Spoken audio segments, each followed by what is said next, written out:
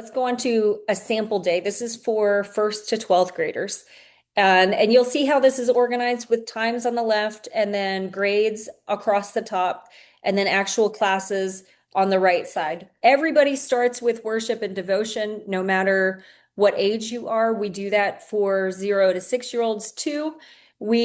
For Mondays, we'll move into natural history. On Wednesdays, age groups will be split up between history and then omnibus support. Let's talk about 6th grade and under.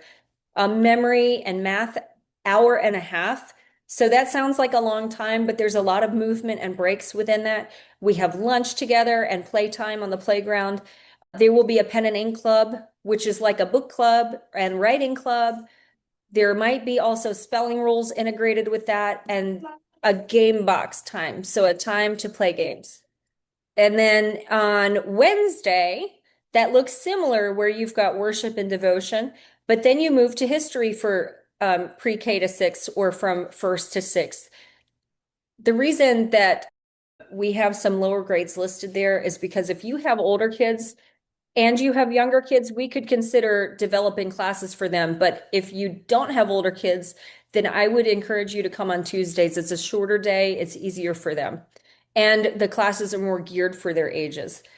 So first to 6th grade, math and memory, hour and a half again, lunch. Literature with syntax. So we're going through reading great books together and discussing, this is the more important part, discussing the nature of the characters in the books. So in other words, what is happening on the inside of those characters and their hearts? How do those internal thoughts and preferences lead to external behavior? And then syntax is sentence diagramming. Then after that, hopefully we'll have a PE time or open play.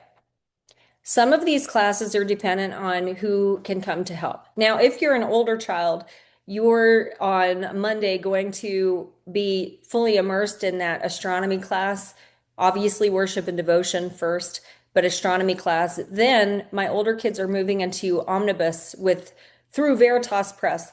Sometimes we can keep things in-house and sometimes we are required to outsource depending on who's there to help us.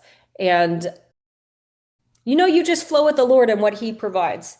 So for the coming year, we need to do omnibus.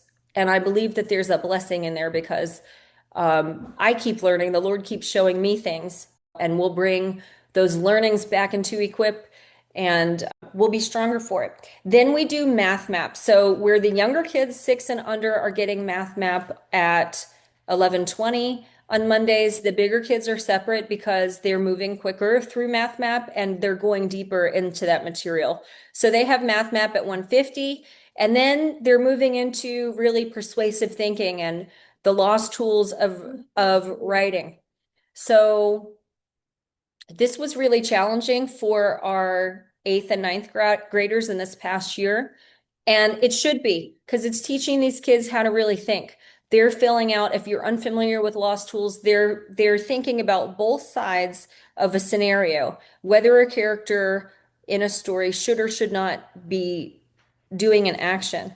And they're thinking through definitions and circumstance and testimony and cause and effects for those actions. Then on Wednesday, we'll have a support class for them at 10:15 where we'll be helping them understand their work for that omnibus class. And I think the more important part is discussion for the material of what's happening. In omnibus in the coming year, omnibus 2 primary, and that covers really the Middle Ages all the way through the Reformation. They're covering both history and theology and earning 2 credits for that. We will add literature to that class, and I'll start them over the summer with literature, and they love that. My oldest son, Micah, says learning is fun, and he's just ready to dig into that. And then my younger son, who at the end of last year got to be included in the bigger kids class, he got an invitation to participate in that, really stepped it up and was proud of what he produced. And he should be. He worked really hard at that. We'll have a time for them to play logic games at 1:50 after lunch.